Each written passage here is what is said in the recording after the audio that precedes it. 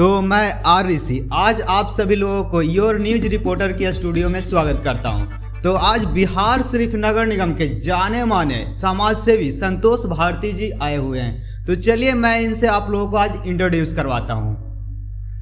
सबसे पहले your news reporter को मेरी तरफ से धन्यवाद कि मुझे बुलाया गया है यहाँ पे, और मैं बिहार शरीफ के तमाम जनता को सादर प्रणाम, बड़ों के चरण स्पर्श और छोटों को मेरा आशीर्वाद और मेरे सहयोगी को नमस्कार। सबसे पहले बिहार शरीफ के जनता को मैं अनुरोध पूर्वक कहना चाहता हूं कि मैं यहां से आपके प्रत्याशी नगर निगम महापौर के पद पे खड़ा हूं और आप लोग का विश्वास पूर्ण रहूंगा, विश्वास में खरा भी उतरूंगा और जो वादा किया हूं मैं उसको निभाऊंगा। 110% मेरे तरफ से उसमें पूरा करने का जज्बा है, मैं करूंगा। जी बिल्कुल।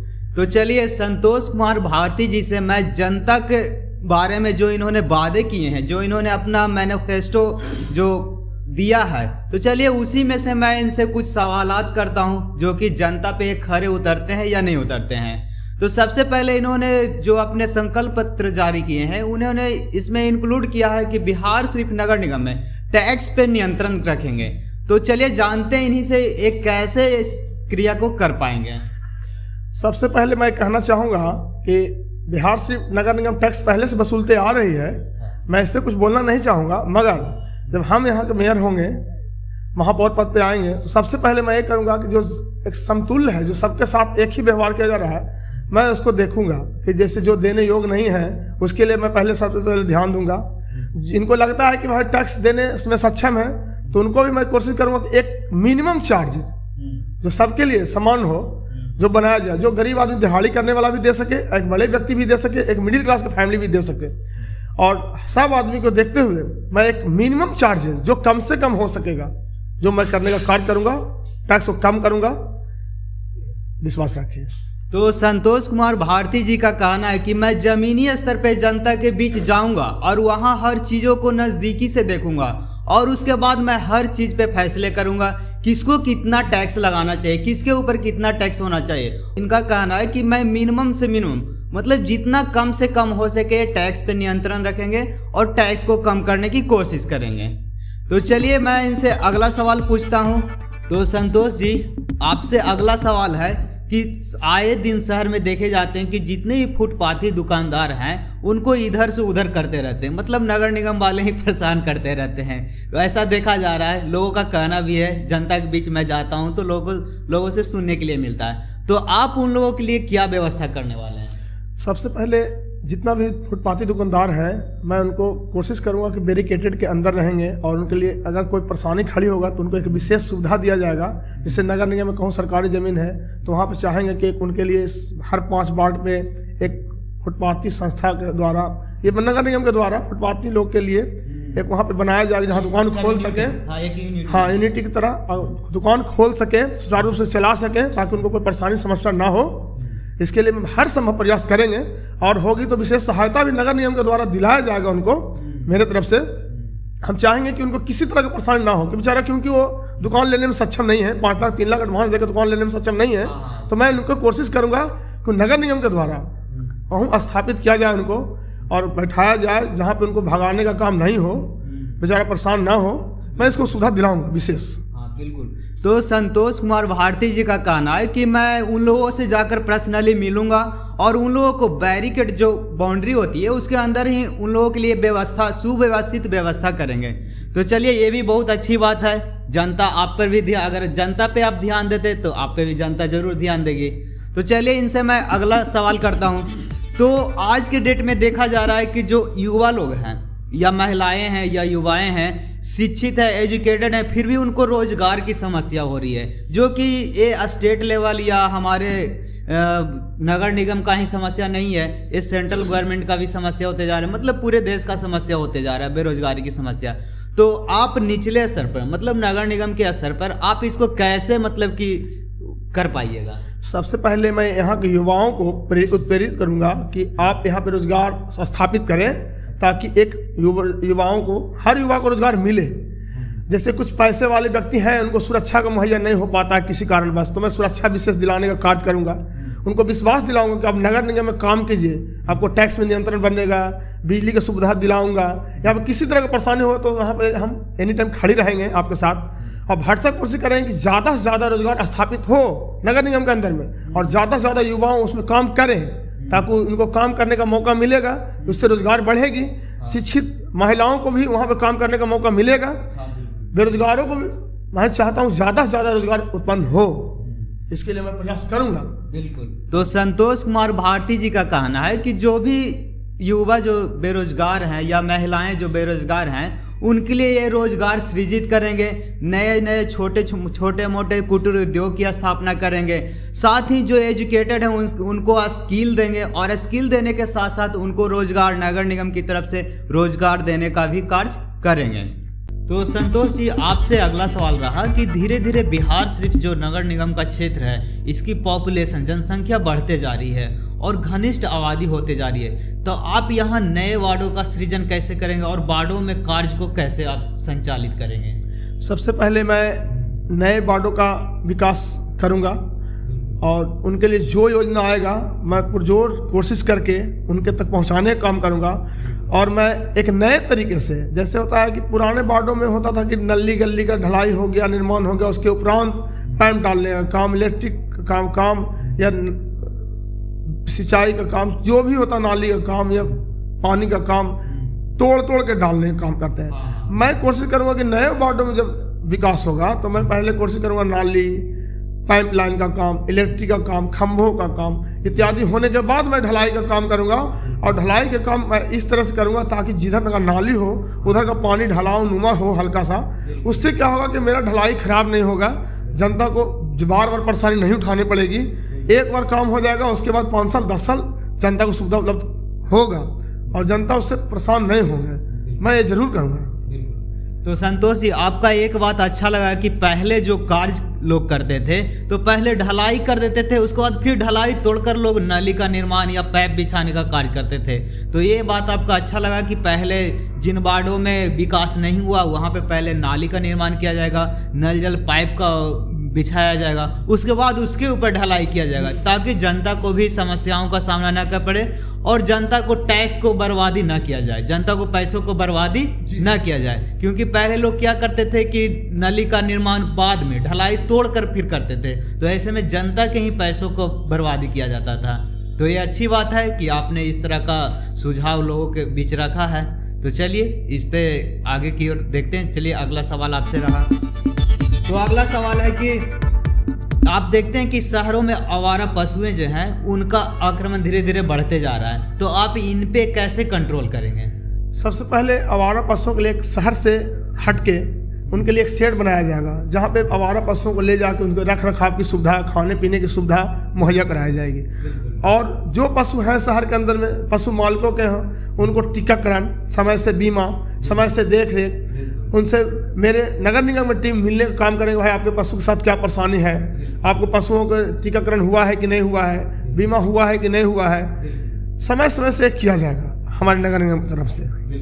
तो इनका कहना है कि जो भी हमारे शहर में आवारा पशु हैं तो उनको शहर से दूर एक ग्राउंड का निर्माण कराएंगे, एक शेड का निर्माण कराएंगे और वहाँ पे पशुओं को संरक्षित करेंगे, क्योंकि उनको भी जीवन होती है, उनके पास भी जीवन होती है, तो उनको भी संरक्षित करना है। और साथ ही जो किसान भाइयों के पास जो पशु हैं उनको समय से टीकाकरण कराना, उनकी देख रेख का व्यवस्था करना, उनकी बीमा कराना। बिल्कुल। तो चलिए, बहुत अच्छी बात आपने कहा कि जनता के बारे में आप इस तरह से सोच रहे हैं, तो जनता भी आप पे जरूर ध्यान देगी। संतोष जी, आपसे अगला सवाल रहा कि बिहार में खेल के प्रति आप देखते हैं कि लोग काफी मतलब कि निचले स्तर पे माना जाता है, तो आप युवाओं के लिए खेल के क्षेत्र में क्या योगदान करना चाहते हैं? युवाओं को मैं खेल प्रेमियों को सबसे पहले नमस्कार करना चाहूँगा।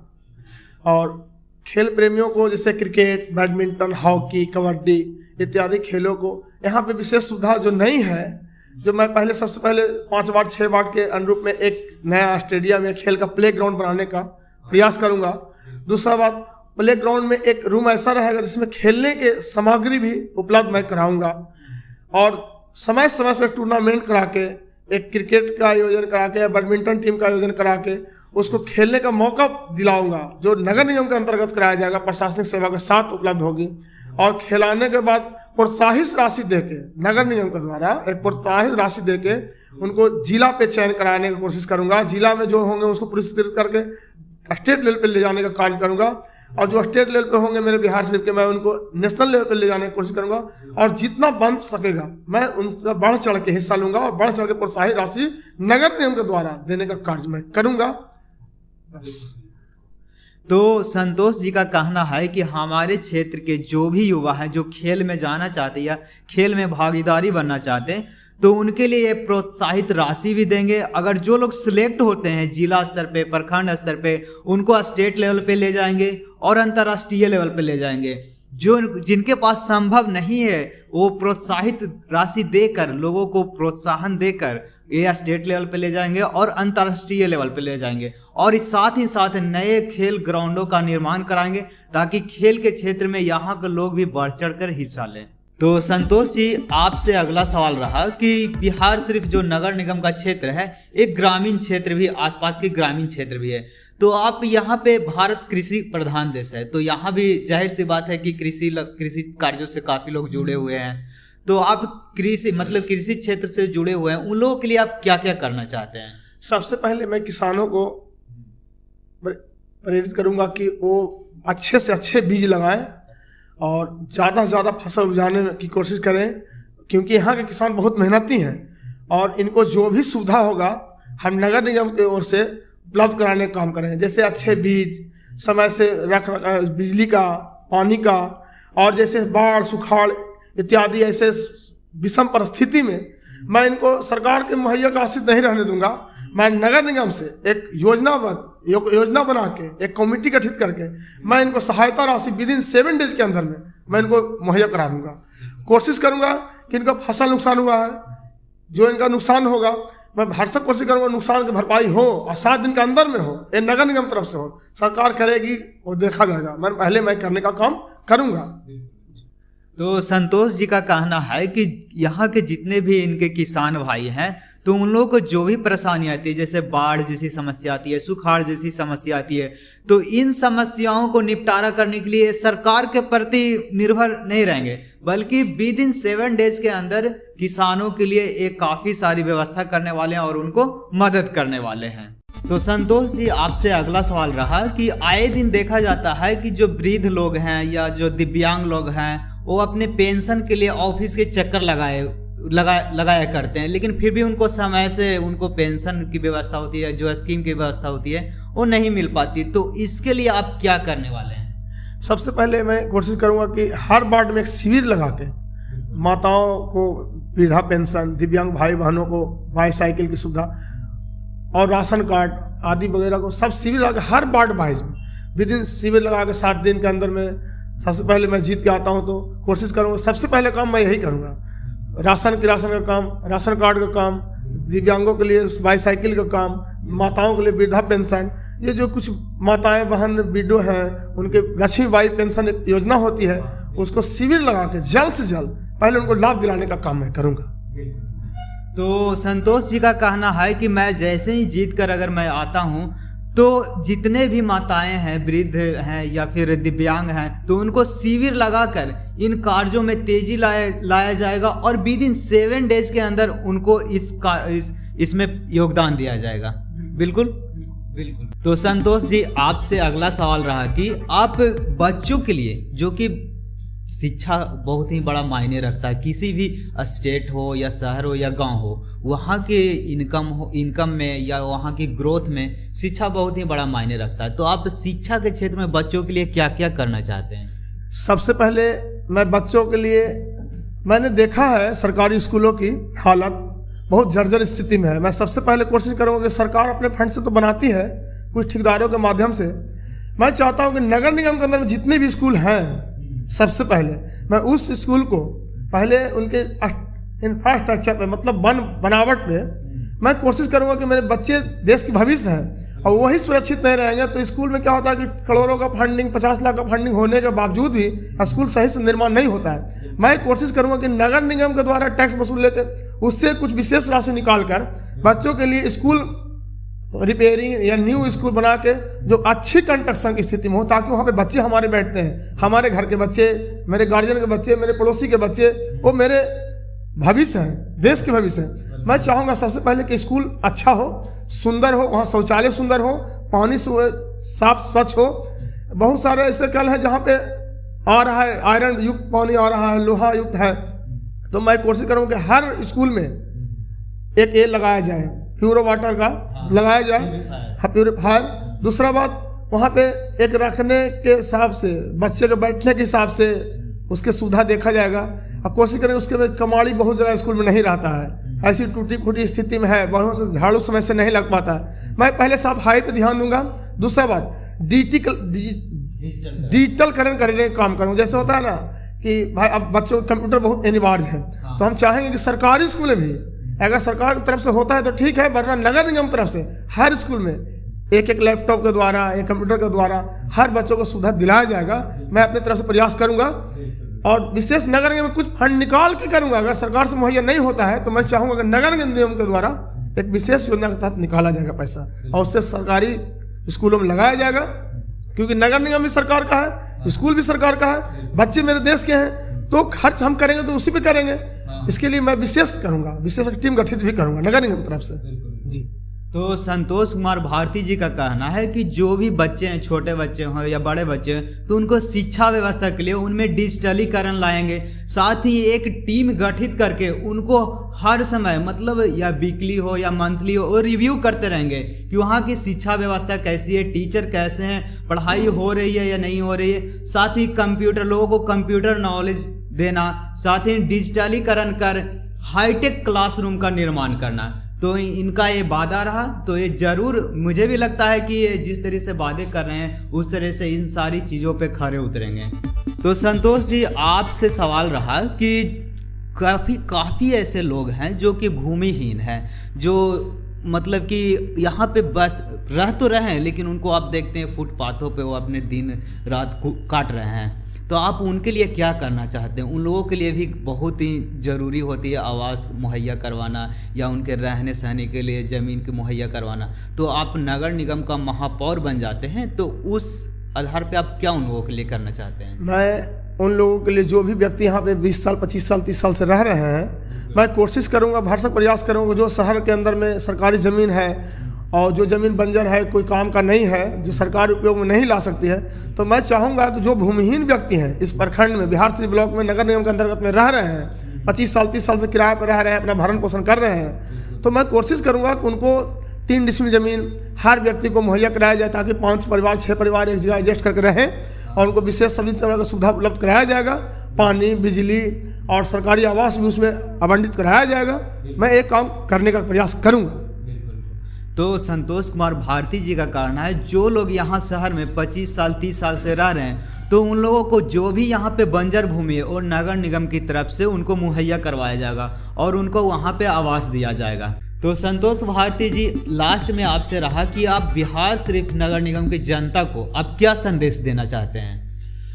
बिहार शरीफ जनता को मैं यही संदेश देना चाहता हूँ, सबसे पहले कि जाति धर्म से उठ के आप लोग 28 दिसंबर को गैस सिलेंडर छाप क्रमांक संख्या 17 मैंने EVM 2 पे 1 नंबर पे 17 नंबर पे वोट देकर, अपना कीमती वोट देकर हमें जिताएं और बिहार शरीफ का मेयर बनाएं, ताकि मैं आप लोग के लिए भरसक प्रयास करूंगा, ज़्यादा से ज़्यादा काम करने का प्रयास करूंगा और जाति धर्म से उठ के आप लोग मेयर बनाएं। जो मेयर आपके बीच में रह सके, आपका छोटा भाई बन के आपके यहाँ जा सके, आपके गली मोहल्ला में आ सके, आपको विशेष सुविधा प्रदान कर सके।